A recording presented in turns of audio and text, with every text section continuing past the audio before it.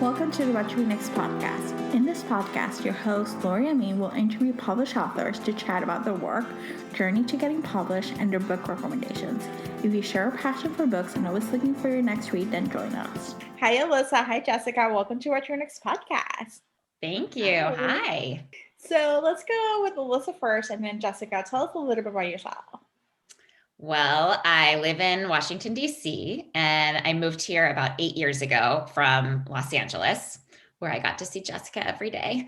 And I love it here, except for the weather. And pre-COVID, I loved to travel. It was my favorite thing to do, even with my kids and my husband, or just girls' trips, or just my husband. I love to travel, mainly because it's the only time I can read a book uninterrupted.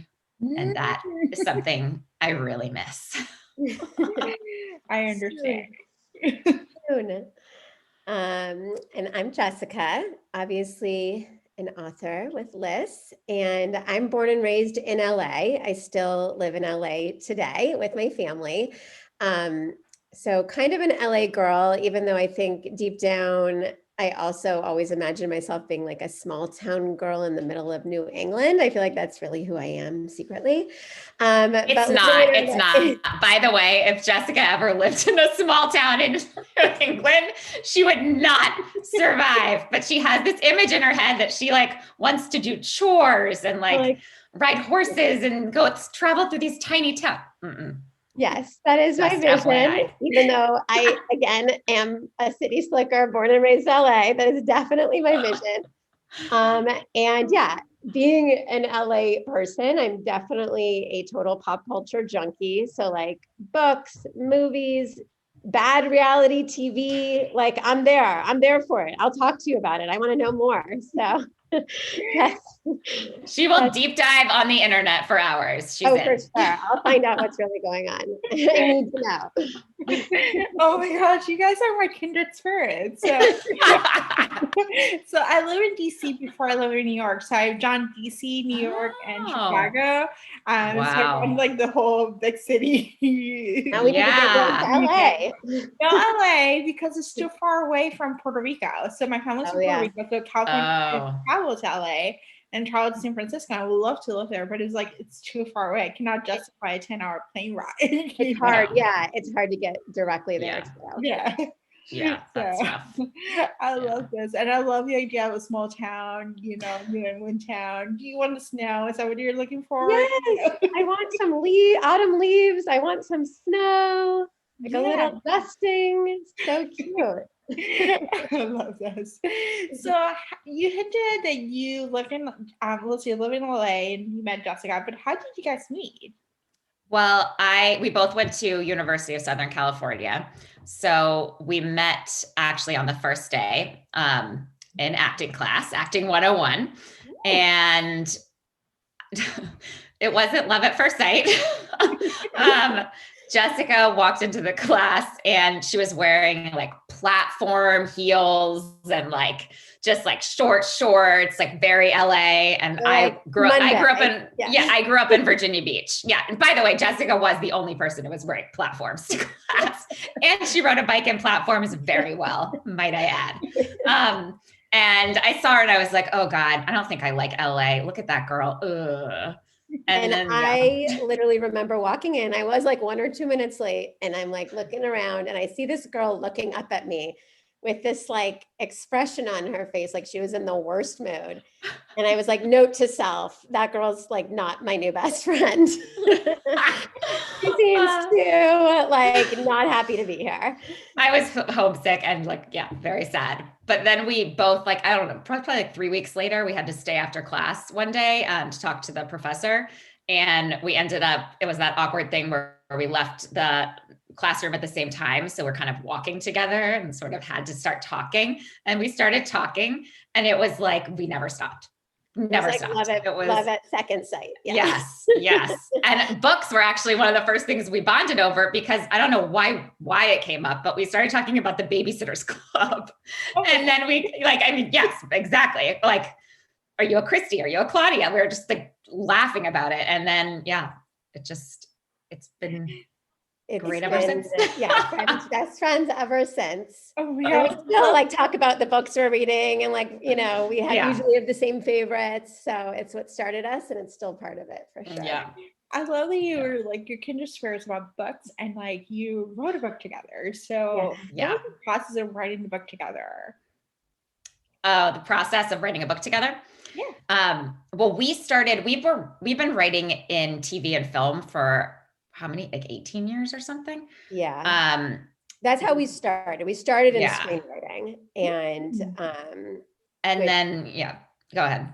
Well, I was going to say that starting to write together just in that journey was like a whole other thing, because we had started off as actors, but we were living together. We were living in this, we were living a very post-college dream situation of, the crappy apartment. Squalor. We were living in squalor. There was like one thing in our fridge. We had an ant trail going down the kitchen that we were like, we didn't have Raid. We're like, can we pour vodka on the ant trail? Like, we didn't know what to do. It was just a disaster. It was kind of a disaster. And we were not creatively fulfilled at all by the, one-line commercial auditions we were going out for. And we thought we should write something. We should just write, we've always loved writing, and, it was always something we'd come back to a lot. Let's write a TV show about like what we're living in right now. We felt like we were freshmen in life. That's what we kept saying. We're like freshmen again, but in life, which is the worst. In life, and like learning all the rules. And so we ended up selling that show.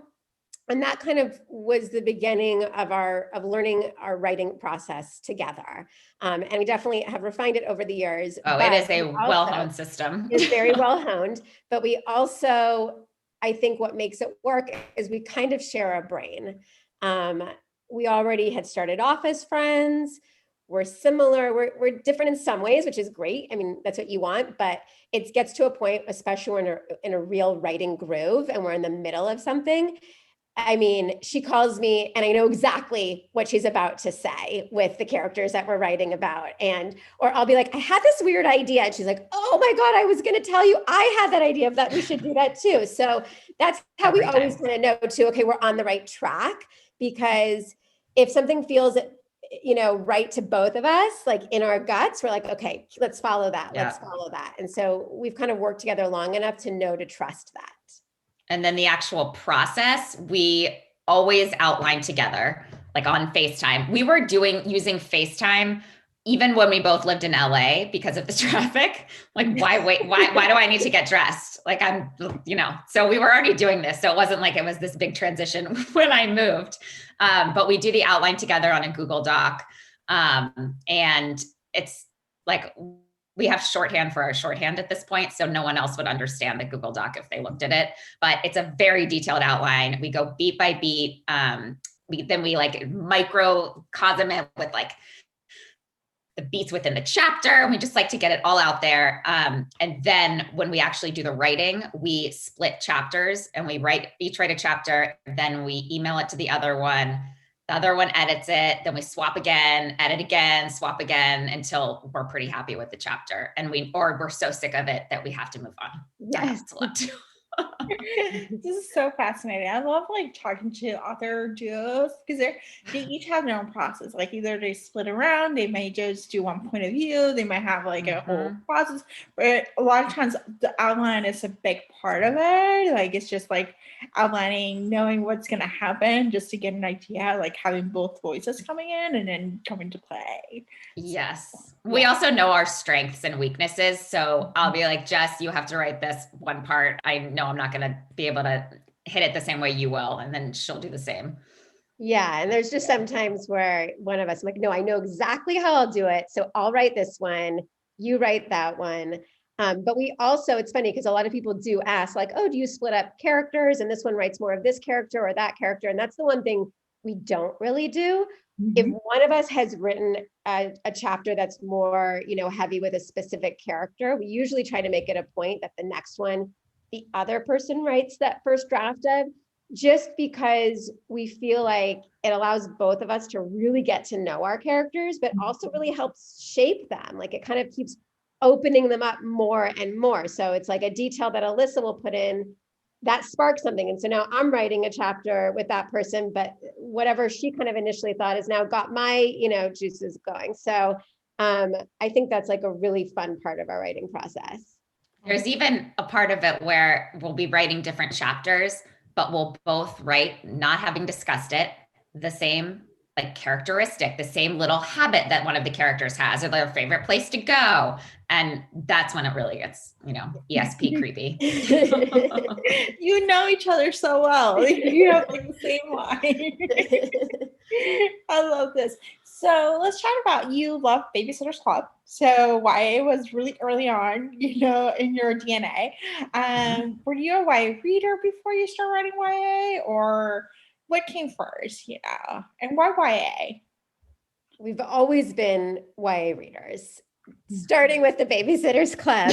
And I would say and Sweet Valley Twins. And Sweet Valley Twins. Yep. So that's what got us hooked. And even some of the other YA we read was more, when we were younger, was like more of that kind of thriller genre, like the Christopher Pike and Lois Duncan. And so anyway, we were very well versed in our YA when we were young adults ourselves. And then, I think it's the kind of genre that we still, we always continued to pick up, especially, if you hear there's like a great YA book out there, both of us always are dying to read it. But then in terms of like writing YA, I think, yes, we're big fans of the genre. So that's number one. But I think number two is that it's just such an interesting time in someone's life, where kind of the emotions and the stakes just feel so naturally high. You don't know how to fake it yet. Like you haven't learned all of your strategies for avoiding things, and you just kind of have to face everything in a very raw, authentic way. Exactly. And so, it's different than writing like, a jaded 50-year-old character who's like seen it all. It's like, there's a freshness that's really fun to live in, and it's really fun to write. And I think like even that kind of never goes away when you like look back at that time period in your life. It still feels very relevant and fresh, and so I think it's really liberating to write characters that are so willing to feel and kind of put themselves out there. And that's really like one of the hallmarks of YA and why we really love it. And also they're experiencing things for the first time. And a lot of like when you're writing, that's very fun to write. Yeah, I love YA. It's just like, it's so heightened in the emotions. It's like first time, first love, first kiss, first fake dating, first experience, first like knowing your parents are not going to be the ideal person you look up for, Yes. So it just gives you a lot of firsts that are heightened, Super and then fun. there's always the questions like, what I'm going to do with my life, when Yes. Yeah, it's definitely a time period where like these decisions you make completely impact the rest of your life, or, it really feels like they do, but I think they do. And so, that also is. And they're also, it's so relevant to adults too. Like when I'm reading YA, I'm like, oh, that's how I feel still. Like it's, it's really, you can relate to it no matter what, because you still have that part inside you. Yeah. Oh, I love this. So I've been asking this question to authors just because we're kind of like podcasting tends to be like eavesdropping on a conversation among friends and trying to figure out. And so what sparks joy for you? What gets you in the flow? Whether it's a hobby, whether it's writing, reading, or something else that you do that doesn't feel like work, that you take a break and you can actually allow you to imagine things. It can be baking, gardening, whatever it is. It can be anything in the world. But what sparks joy for you? For me, I've been volunteering for this organization called CASA, and for like 5 years, and that has been like sparks beyond joy. That makes me so happy. I've gotten even more involved with it during COVID, because you're doing you're court appointed special advocate for foster children who are abused or neglected. And so you're having all the hearings, and they're on Zoom now. And it's just, you have to be even more present as much as you can in these kids' lives. And it sounds like it would be very sad and not spark joy, but these kids are so much better off having a CASA that it's just my passion. I love it. Yeah, that's amazing. Thank you for sharing. Sure. And then, yeah, I mean, for me, definitely like, and I know for Alyssa too, like reading is first and foremost, like first love. And when I need or want to feel inspired, picking up a book is always one of like the go-to choices. I, it was funny when you asked this question, I started thinking about it. I'm like, what does spark joy? I mean, for me, a big part of it, I come from a big family and I live in the place where I grew up. So I love entertaining and having big kind of get-togethers at my house, but also just like losing myself in the fun of it, of like the playlist and what we're eating and the best recipes and what I'm baking for it, and who the mix is that's coming. And so it's something I haven't been able to do a lot of in the last year, but now we're going to get to start, hopefully getting back to that. She throws a great party. I mean, everything is thought of. It's amazing. It's amazing. So yeah, that's like another little creative outlet for me. I definitely am a full-on Pinterest nerd when it comes to that kind of thing. Like, I set aside a few hours to do some recon, and yeah, I'm off to the races. Yeah, Pinterest nerd. We are very basic. We love Pinterest. Yes, totally. It never looks like Pinterest. I can admit that, but it's still really fun. My parties never, especially if it's like a craft. We are not crafty. We want to be crafty and we're not. It's so true. I love this. So what has been the process of writing during the pandemic? Has it been easier, harder, more productive, less productive, more distraction? I think, yeah. The good news for us was that we already work from home. So while everybody else was like really trying to adjust to this new normal, we were still writing the way we always write, but now we just have a lot more interruptions with our children. So it has not been as productive. I would definitely say it has not been productive. Yeah, I would say especially the first 6 months, it's hard to write in 15 or 30-minute bursts, and then an interruption. Creativity, usually you need those like hours of time. So I think that was hard, and I think everyone just felt a little bit sapped, and so it's like hard to kind of pull. But now I feel like, okay, we're coming back, ideas are generating again, and I think we both pull a lot from like just being out and about and talking to people and overhearing conversations, and that's like a big part of getting inspired. That's very true. Yeah, able to do that more. That's really helpful. I know. Eavesdropping is a great way to like it's great. I'll text Jessica. Yeah, I'll be at Starbucks in line and texting Jessica a conversation. So and being like, I don't want to forget this. Just be texting her an entire conversation. Especially when you're writing YA and you can eavesdrop on actual young adults and just listen to some of it. And it's gold. Yeah. Oh my gosh. Yes. I think as we go back to a new reality, it will be so nice to just like have people interactions and hear about what's going on, If we still know how. I feel like such a hermit. I know. So let's talk about Fade into the Bright. So what's the elevator pitch and what was the research like? Okay, so elevator pitch for Fade into the Bright. It's a YA contemporary that revolves around two sisters, one summer, and a diagnosis that changes everything. And all of that is intertwined with a coming of age love story set on the island of Catalina, which we're obsessed with. And just to give like a little more background on the story, because that kind of informs why and how we did this research. So the story really revolves around Abby. She's about to be a freshman and in college, and she discovers that she and her sister are at risk for Huntington's disease, which is a fatal neurodegenerative disease. And so they decide to undergo genetic testing to see if they have that gene or not. But when one tests positive and one does not, their lives splinter. And so Abby escapes to the island of Catalina, a place with no Wi-Fi and where no one knows her story. But as she begins to find love and friendship and hope where she least expected it, her family's secrets start unraveling around her, and she kind of has to face these questions that she's been avoiding all summer. The biggest one being, does knowing how she's probably eventually going to die change the way that she's now supposed to live? That was really a question guiding us forward as we were writing too. And we did more research with this book than anything we've written, film, TV, anything. It started with Jess's cousin is married to someone who has Huntington's disease in her family. So we actually watched her go through the exact process Abby goes through, which is the deciding whether or not you want to know if you have the gene. Then you have to do pre-testing counseling for 6 months before you can even get your results, and then ultimately getting your results. And so we watched that as that happened. And then she also introduced us to other families with Huntington's with the gene. And we spoke to them about their experiences so we could get kind of multiple perspectives.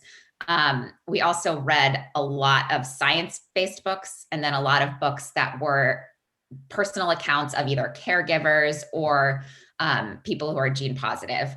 And we, there are these, on was it on HDSA that the blogs were? Yeah. Huntington's Disease Society of America, HDSA was an amazing resource. And there are these forums that were so hard to read, but I'm so glad we did, because that helped us tap into the emotion of it. But it was just people kind of venting about the everyday issues that you have to deal with. And that informed the book a lot. Mm-hmm. Yeah. Well, I think it's an inspiring book just to see the whole process of her coming of age and then having this, layer extra layer out of the blue kind of dropped on you. Yeah. Yeah. And then, another piece of the puzzle with our research was we decided to set it on this island of Catalina, which is off the coast of California, which we'd both been to many years prior. And so we decided to take a little writer's retreat there during our drafting process, which was amazing. And also really helped kind of inform, I feel like Catalina became another character in the story because of that trip. And we talked to so many great people there who helped give us more information too about the island that we could fold into Abby's story, which was great. And a lot of them inspired characters too, which was great. Our zipline instructors in the book. We're our zipline in the book. Yes. I love this. And so what are you working next? So yes, we were working on a sequel to our last novel, The Lost Causes, which was a YA thriller, when we sold this book. And, we were on a kind of tight deadline for this one. And so we kind of dropped everything to write it. Because we were just so excited about the story. We just kind of felt like, oh my God, this is, a story we've been really wanting to tell for a long time. But now we can, perhaps return it to that Lost Causes world, which we're excited about. We keep getting emails from really angry fans because we left it on a cliffhanger. Like, when is the sequel coming? Yeah, we have a little guilt about that. Yes, we have a lot of guilt. So now we can get back to that. We've been brainstorming in brainstorming mode on another idea we've had for a while too, which is a really fun place to be, kind of that mode right before we get into outlining. So those are the two things that we have on tap right now. Gosh, I love this. So let's talk about book recommendations. So Jessica, your reader, Alyssa, do you have any recommendations to tell our listeners that they should pick up next? I just finished this book called These Women, which I loved. And then we both read Ask Again, Yes, which was great. Yeah. And Untamed, Glennon Doyle's nonfiction book, was really the greatest thing for me. It's like I got the audiobook and I'll listen to it. I've listened to it so many times through. It's amazing. And then probably one of the best books that I've read in the last, few months or a year is The Nightingale.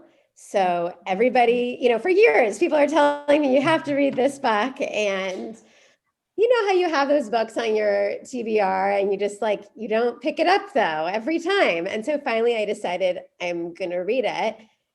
Obviously I loved it. And now I'm that person who's telling everybody, you have to read Nightingale. Liz, why haven't you read it yet? Oh, I haven't. I need to read it. 10 people to read it. She's the person who's yelling at me now. Yep. Yeah, exactly. I will read it. I will read it. It's a great book, but you have to be in the right mind space because you're in war. Yeah. Like you're in a war. They're a war. You know? Exactly. And so at first, because I read it during the pandemic, and at first I felt like, right, I'm not in this mindset. I feel like things are already pretty dark and heavy right now. I don't know that I want to be in that place. But then when I did pick it up, still in the midst of the pandemic, it ultimately was kind of hopeful to me. I'm like, wow, you know, these people went through so much, like we can get through this. So ultimately to me, it was kind of a hopeful story, weirdly. Yes, it is. It ends up hopeful. It's a tearjerker, but there's some hope. Yeah. There's like some, you know, they got through the war and they were able to build a life and stuff. Exactly. So let's see. Tell us where you can find you online. Our Instagram is at It's Jess and Liz, and that's where we, I think, hang out most online, to be honest. We also have a website, which is jessicaandalyssa.com. And those are the two spots to best find us, I would say. Yes. We're lurking. I love this. Thank you, Alyssa, and thank you, Jessica, for being on the show. Oh, Thanks we'd so love much to be for here. Thank you so much. This was it's so fun. There's nothing I might put in my hobbies now, like for nerding out. I could just do book podcasts all day. 100%. It's so fun talking to someone else who loves books. Yeah. It's great.